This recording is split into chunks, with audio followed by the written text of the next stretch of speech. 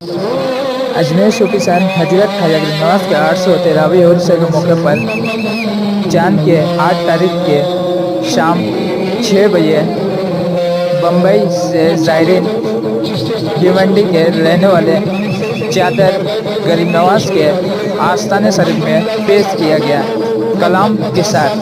इस दौरान आप देख सकते हैं ऐसी वीडियो हमारे चैनल पे जा कर के लाइक और फॉलो, चैनल को भी सब्सक्राइब करें, कमेंट करें और भी दोस्तों में आप शेयर करें। आप अपनी हमेशा राय आप देते रहे। तेज़ी से वायरल हो रहा है ये वीडियो सोशल मीडिया पर। शुक्रिया।